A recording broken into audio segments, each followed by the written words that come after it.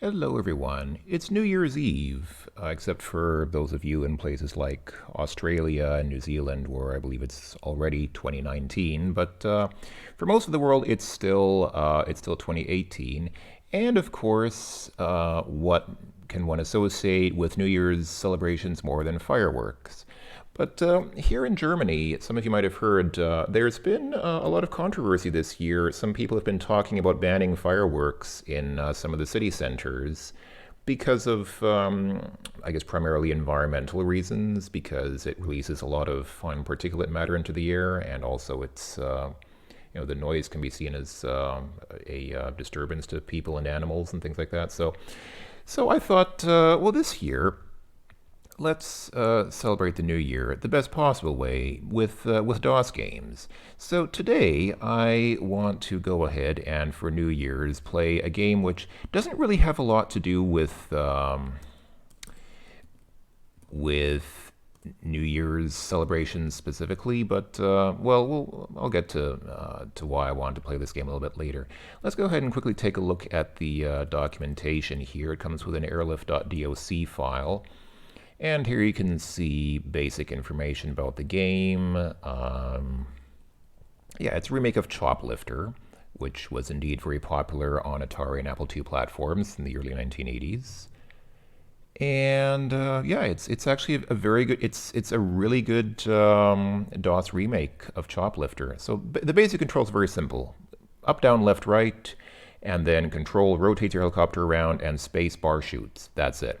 If you have a joystick, then yeah, buttons 1 and 2 and the joystick. But yeah, so here we go. You get a special treat if you rescue all 64 hostages. That's what I'm going to attempt to do. Here's interesting information on, this is the usual information on freeing up conventional memory in DOS. Remember doing stuff like that, man? Remember creating a system boot disk without any resident programs to create more conventional memory?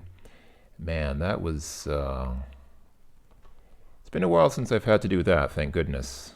Largely thanks to DOSBox, because DOSBox is configurable without you having to create floppy disks and reboot your PC and things like that. Anyway, let's go ahead and run Airlift Rescue and see what's in store for us here. Ah, I love this music.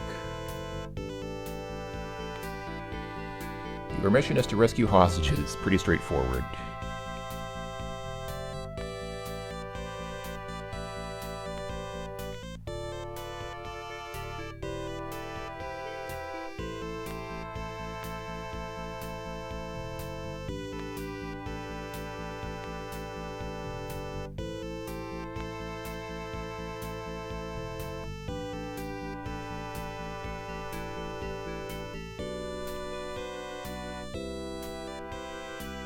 Is that it?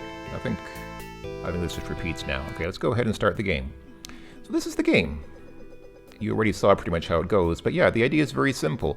You rotate your helicopter, so you can press Control to rotate the helicopter right, left, and facing direct on like that. You need to have the helicopter in this position to hit those tanks at the bottom there. Oh, and somebody already died. So the numbers at the top mean the red numbers are how many people have died. That tank already killed one person, so we already have lost the possibility to rescue all 64 hostages. So there are 4 of those red buildings, and each red building contains 16 hostages. And I believe the helicopter can only contain 16 hostages, so basically you'd need to make 4 trips. So yeah, so the orange number is how many people you currently have in your helicopter, the blue number is how many people have been saved, and the red number is again how many have died. Basically the red number should always stay at 0, obviously. So yeah, if you try to shoot the tanks like this, or like this, obviously it doesn't work, so you need to hit the tanks like that. The first building there is blown open, but the other 3 buildings you need to blow open yourself. Or tanks can also blow them open. These tank shots will also sometimes blow the buildings open, but mostly what you want to do is something like this. And obviously do it very carefully because your shots can kill the people inside, so don't fire off a whole bunch of shots because you'll probably kill some of the people as they come out of the building. And random aircraft like this will sometimes show up. You can usually just shoot them. And the game does get harder as time goes on, so yeah, like, whoops, like that. So on the very first trip, you shouldn't see any enemy aircraft, but on the second trip that I was making there, I already ran into that blue jet, which dropped a couple of bombs that hit me. So it gets quite a bit harder. I have only once in my life... Okay, see that blue jet flying to the left? Yeah, there we go. When you see that jet flying in the background, that's a warning that it's about to come into the foreground. So, flying in the background, it's harmless, but it is about to come into the foreground and try to bomb you and the people on the ground. So yeah, when you see that, take it as a warning. So probably a better thing to do is when you see those jets, try to dodge above them and not under. Yeah, because they do drop those 2 bombs. So don't try to dodge under them because the bombs will probably hit you. Trying to dodge under is a very bad thing to do. Wow, so 17 people have died because I lost that whole helicopter load of people. It's quite bad. I'm going to try a few times to win this legitimately, but I am playing this in DOSBox Down, which does have save state capability. So if I try several times and fail, then I'm going to cheat and just use save states to rescue all 64 people in one playthrough without killing any of them. I have only in my life ever managed to do that once legitimately. I used to play this game quite a bit when I was younger in the 90s. Did that actually prevent... Oh, no, it didn't. That did not prevent the jet. So you can shoot the jet when you see it in the background, but it will still show up. I guess it's a different jet, but it will still show up in the foreground there, even if you blow up the jet in the background, as I did. So, come on. Oh, and again, somebody died from a tank shot. Oh, and probably another couple are going to die from the... Oh, no, they didn't. Okay. Okay, so this has been a bad run so far. We've already... Hold on, I need to bomb this thing. There we go. So I've lost 2 guys to tank fire on the ground, and one whole helicopter full of people to a jet that I foolishly tried to dodge underneath. So that's why I have 18 people dead. So I ended up with 18 dead, which is not a good score. Rescued 42 of them. No, wait, not 42. 46. There we go. The end. So basically, whatever happens, if you run out of helicopters or if you run out of people to save, then you see the end. Alright, let's try that again. I'll try again. The game is not that difficult, but I seem to always have terrible luck.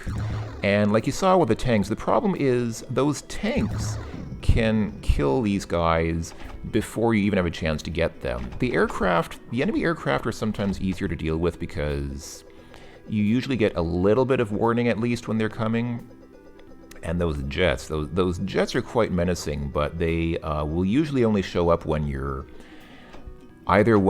flying along or when you... So if you're flying along and you see a jet pop up, then you can usually just dodge above it. Other times, a jet will appear after you see that jet in the background flying to the left, and then that's a warning. Then you know, okay, get ready because there's a jet coming. But the tanks are quite nefarious because they're always there. They just keep showing up there. The game just keeps showing more and more of them. So what you do kind of want to do is go a little bit to the left here in preparation and clear out any tanks that might be coming from the left so that you don't...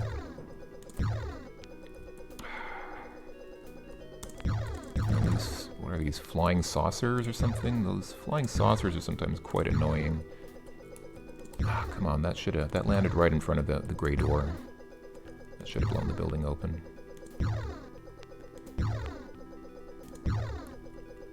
Oh, come on. How many tanks do I have to... Okay. You can't blow up all the tanks. I mean, they just keep coming. They will just keep coming forever, so you just kind of have to provisionally deal with the tanks that are... Can I get these guys before that flying saucer gets to us? Apparently not. Okay. Let's get this tank out of the way. Another flying saucer. Alright. Come on, guys. Do be careful, because you can also kill these guys by landing on them. Don't land right on top of any of these people, because that will also kill the ones that you land on. Alright, I'm probably going to see a jet now, so I'll be ready to dodge up. Yep. There we go. And I did blow up the jet. Not that it really makes a difference, because I think, I mean, the jets also come endlessly. There's no limit to how many enemies there are in this game. You can't kill all of them or blow up all of them, so you just kind of have to... take them as they come. Alright, so far so good. 2 successful trips without killing anyone so far. We've already got half of them. So let's again clear out all the tanks in the area. And this flying saucer, and now I think we should be good to go. Ooh, that was close. I don't know if you saw that. I actually got off 2 shots. Accidentally fired 2 shots when I picked up these guys. Okay, that jet is about to show up. Yes, it did. Fortunately, it was low because I was low. Come on, there we go. And that jet there means another jet is about to show up, so let's be ready for that. There we go. Alright, now we should be able to... head back to base with the people that we have there. Probably another jet on the way. Yes, there was. I should actually be a little bit lower. I almost didn't have enough room up top to dodge over that jet. Okay, so this is good. 3 trips in a row with no casualties. If I can just do the last one. The last one is, of course, the most difficult because the game throws more enemies at you. But, I think... anything's possible. We'll see what happens. Anything's possible, but I think it's looking promising.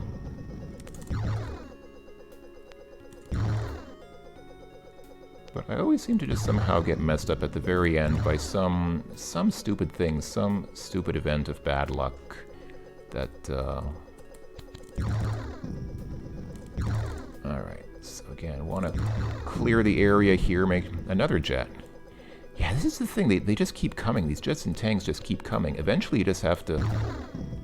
Eventually you will have to just blow that door open, because you can't just keep waiting here forever. Come on, man. Come on. There we go, okay. Oh, tank. Alright. Another tank. Alright, get ready to dodge, because... There we go, okay. Those bombs from the jet will target you where you are, so when you know a jet is about to come, try not to hang around these men on the ground, because the jet bombs will then hit the people on the ground and kill them. So that's why I flew to the right, to kind of get the jet to strike that area. Oh my goodness. Wow.